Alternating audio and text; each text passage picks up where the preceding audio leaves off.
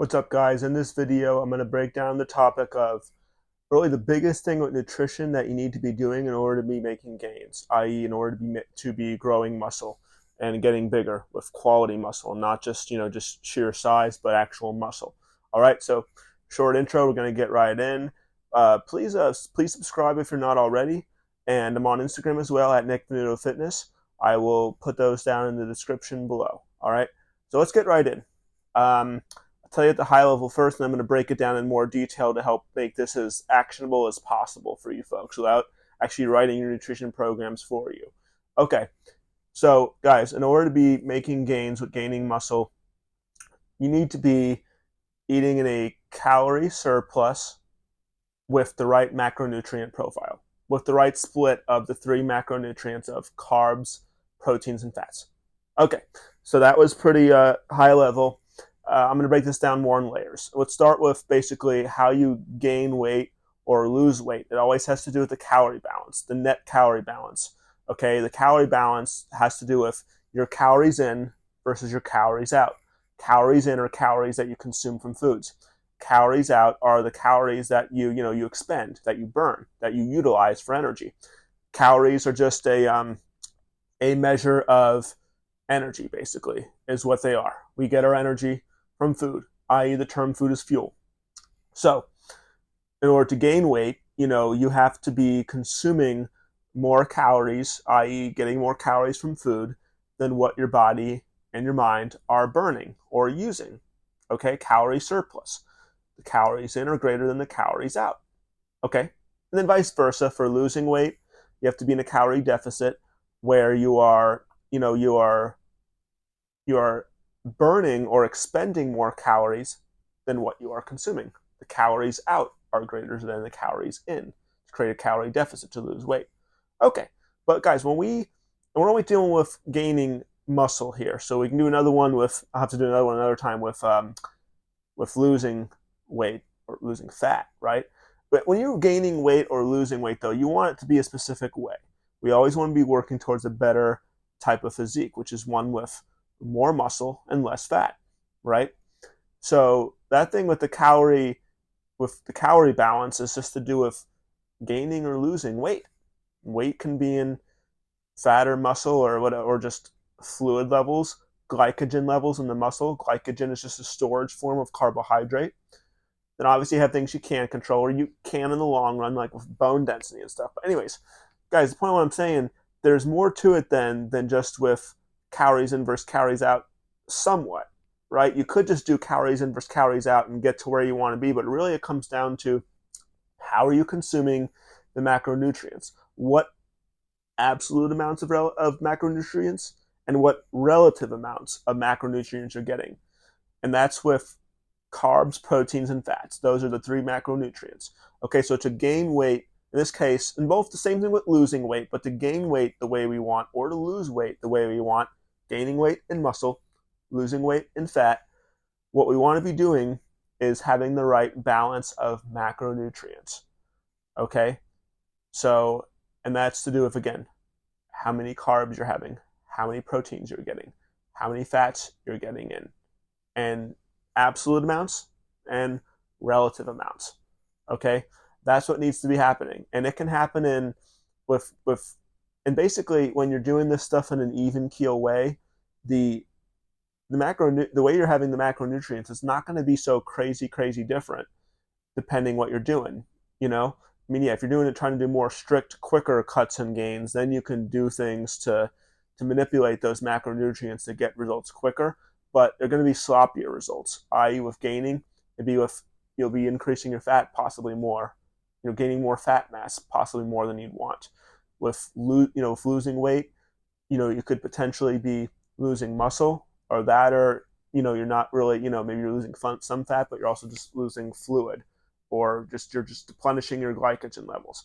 So so that's the thing with the macronutrients. You want them to be in the right balances, so that way you're gaining the way you want, gaining muscle with minimal fat, or you're losing the way that you want with, you're losing fat with minimal muscle gain, and with, keeping your fluid levels the kind of way you want to be, and keeping, and very importantly too, keeping glycogen in the muscle so you can train properly to your fullest extent, because glycogen is the first and preferred source of energy during hard training. Okay, so let's go into it further then, some more actionable type steps for you. In terms of with creating the calorie surplus with gaining muscle, or if gaining weight, let's start there, and we'll break it down more with getting the right kind of macronutrients. What you want to be doing is you want to be putting an emphasis on foods that are more calorie dense. You want to be doing things in a way to make it easier for you to get that calorie surplus, i.e., getting more calories. Okay, and so I didn't say just only calorie dense foods. I said put emphasis with calorie dense food and clean calorie dense food. Okay, so let's go through some examples that'll help you see better. A calorie dense foods can be like rices, potatoes, pastas, meats. Calorie dense food is pizza. Calorie dense food can be a cheeseburger. Calorie dense food could be a donut. Okay, those are different examples. But we want clean calorie dense foods. That's like your rices, your pastas, your potatoes. Okay, and they're not the calorie dense foods that are not what we want to be using to be gaining weight.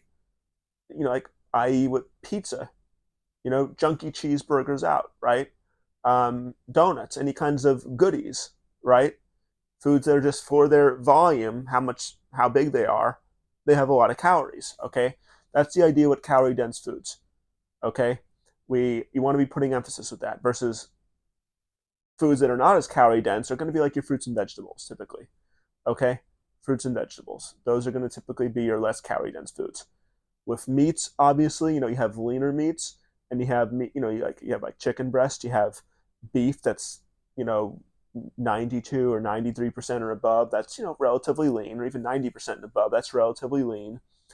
Then you have all other kinds of meats that are in varying degrees of how much fat content they have, with the different kind of steak cuts that are fattier, or with chicken thighs, chicken wings instead of the chicken breast.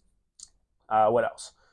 Pork is fattier. It's not a food I ever recommend people in their diets realistically. What else? Meats. The lamb is a little bit fattier than the meat, and you have all the different kinds of fishes. The white fishes are typically pretty lean. You have salmon, which is a fattier fish, but has a good kind of fat that you want to have in your diet, right? So again, these are all these different examples of calorie dense foods. The meats in general are always calorie dense foods, even when they're fairly lean, because there's still usually certain degrees of fat, and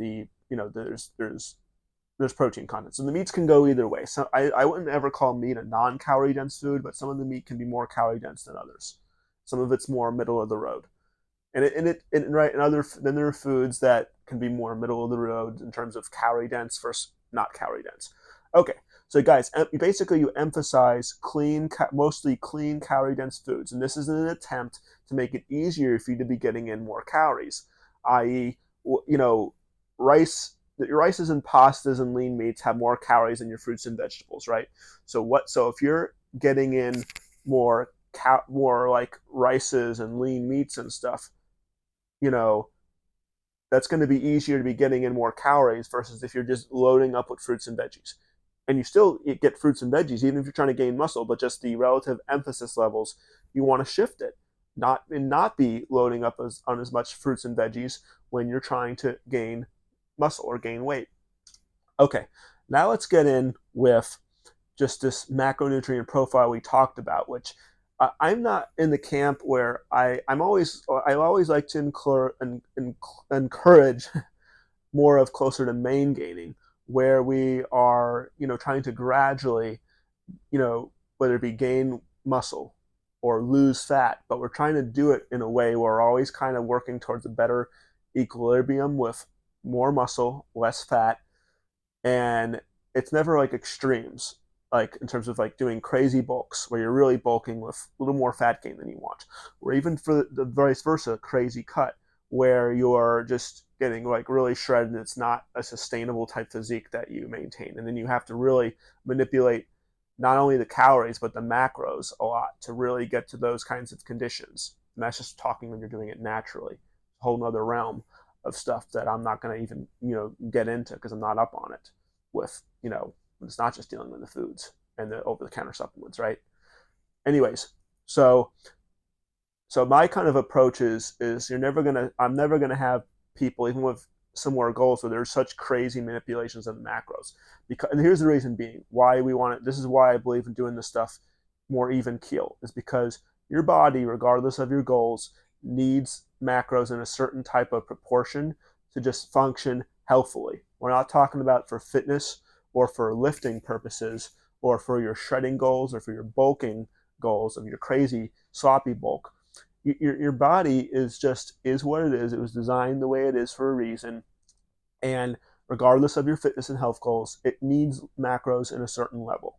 Okay, so for dealing with generally healthy people, sometimes things need to be different if you're not in good health and you need to do things that an average person's doesn't make sense for them to do. But talking with generally healthy people looking to gain muscle, we want to do it in a gradual way so that way we can stay in a good kind of baseline with in terms of how we're eating, with with just our the macronutrient profile we're getting, in order just to be also doing it healthfully and to be doing it also sustainably. All right. So, because here's the deal, your carbs, your proteins, and your fats, each of those three macronutrients have very specific purposes what your body needs them for. And there is overlap. Some of the overlap happens because there's overlap, i.e., both carbs and fats are the two main fuel sources. But then there's overlap in terms of sometimes more where if the body doesn't get enough of one macronutrient, then it has to go to plan B and use a different macronutrient just to be able to function the way it normally is. Okay?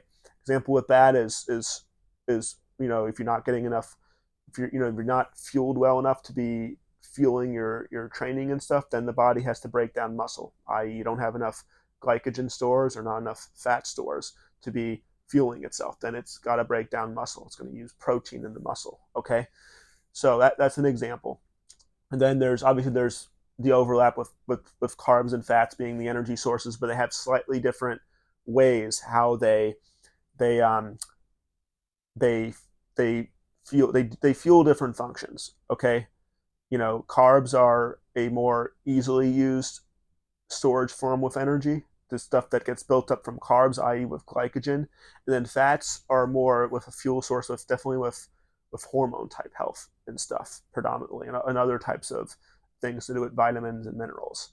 Then your carbs are very vital with fueling your brain more. But again, both of them, it's pretty complicated even beyond my knowledge, and it's pretty layered. But that's in a nutshell is which I'm going to give you some more actionable things even further. But that, in a nutshell, is why I always recommend doing things within a kind of baseline and not going to crazy extremes with trying to reach these fitness goals. That's why I'm not a fan with, I'm not an advocate for getting involved with photo shoots and bodybuilding competitions, even though I'm a fan of the sport. But, the people that are really being honest with themselves will tell you it's not like a healthy endeavor. Okay. But that's a separate tangent. So here's the deal with macronutrients.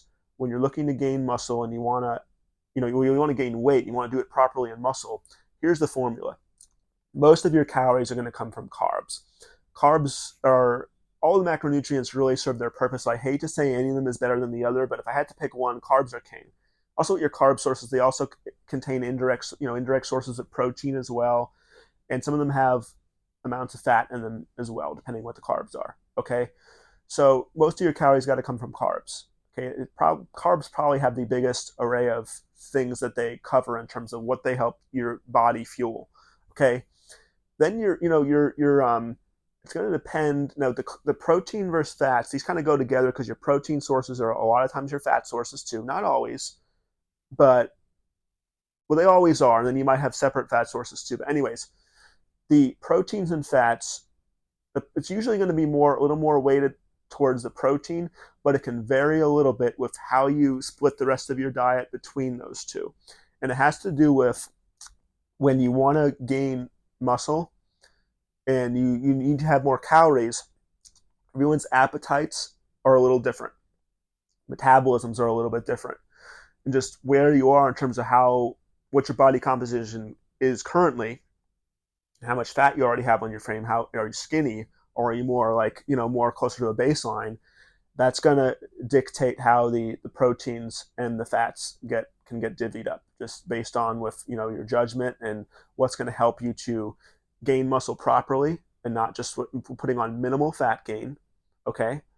And as well just how easily you're able to eat enough food to get that done, because people's appetites are different, people's schedules are different in terms of how often are they going to be able to eat, how much can they eat at once. um, predominantly that, okay, because there's different ways it can get done to help you get to those calorie amounts that you need to be gaining. And it's got to be done either, i.e., more food somehow, whether it's more frequency or just bigger portions during your meal sittings or your snacks, right? So that's the idea. But then again, to reiterate, the carbs are going to be the macronutrient you're going to be getting the most from, okay? Should be getting the most from. And then it's going to be next weighted more towards the protein, but it can vary a bit with the carbs too, because carbs are easier to consume than the other macronutrients typically in terms of just the calorie density. Carbs are just the easiest to consume. Has to do with fat will digest slower, and fat just will sit with you longer and stuff. Um, and protein is more satiating. And again, your protein sources typically tend to be your fat sources a lot. So your carbs are the easiest place to get calories from typically. Fat can be a close next, but again, it doesn't work perfectly like this. But fat more or less gets converted to fat in your body. All right, so fat is something again that gets stored easily as well, and that you have to really tap into your fat stores for energy. A lot of times, not always, there's things that your fat stores are going to be used for fuel, but it's a lot of times with some things that's the last thing it taps into your body in terms of when it needs to fuel itself. So that's why with the emphasis level is carbs, proteins, and then fats. Carbs could be somewhere 50 to 60% of your calories. Protein could be anywhere, maybe let's say 20 to 25%. Then your fats could be anywhere 10 to 20%. And again, it's just gonna depend on your needs. Okay, it's gonna depend on your needs. It could be a little bit different from that, but that's to give you a decent idea of a good solid macronutrient breakdown in terms of the allocation that you'll have to help you to you know to gain muscle properly. Okay, and the calories vary by people because people have different activity levels and stuff. Their weights are different, and these things can always be looked up online. Then even after you look it up online, based on your age, your sex, your weight, your activity level, then there's still going to be some variances with people's appetites and metabolisms and their schedules. And just got to figure something that's going to work for you. And with just again that evenly split type of macronutrient profile where you're doing it healthfully, you're fueling your body healthfully, and you're just slowly working towards a better physique with more muscle. Okay, and again, protein, and then with protein as evenly split through the day as feasible, just to be consistently getting in protein through the day to promote muscle synthesis. All right, and that's about as actionable of steps as I can give you to be gaining muscle properly. Just factoring in with getting that calorie surplus and a slight calorie surplus, not too big of one, and getting that calorie surplus with a good overall nutrition plan that has the macronutrients in the right kind of amounts and in the right relative amounts in relation to one another, i.e., with the percentages I told you about, with this much of coming from carbs, this much coming from proteins, this much coming from fats, in those percentages. All right, and that's the formula. That's the formula. And just guys, I'm doing it sustainably, something that's going to be sustainable, not like a diet where you just got to constantly pound chicken and rice 6 meals a day, then not including the shakes you got to have. Guys, do it sustainably, do it gradually, and and something you can follow. That's the best insights I can give you, especially for you who your top priority is probably not the training. It's probably with your work, your families, and just having a good life, right? So I hope this helps, guys. That's as actionable as I can make it for you without just coaching you as myself, right? So if you could use more help, hey, I got my Calendly link below. Feel free to book it, book in a time, and we can meet over Zoom and see if it's a good fit to work one another, guys. Love to explore working together. If you could use more help with this, all right? And That's all I got for now. All right. Went as long as I could have expected as usual. Thanks for staying tuned if you did. And guys, please subscribe on here. Please like and comment for the algorithm. I'm also on Instagram at Nick Venuto Fitness, which I'm going to link down below as well. And again, just please subscribe and stay tuned as I'm sharing a lot more value. I welcome any feedback of things you would like to learn about as well. And if you want to work with me, my Calendly's below. If not, keep staying tuned, keep learning, keep getting after it with your training. All right, keep making gains. Take care, guys.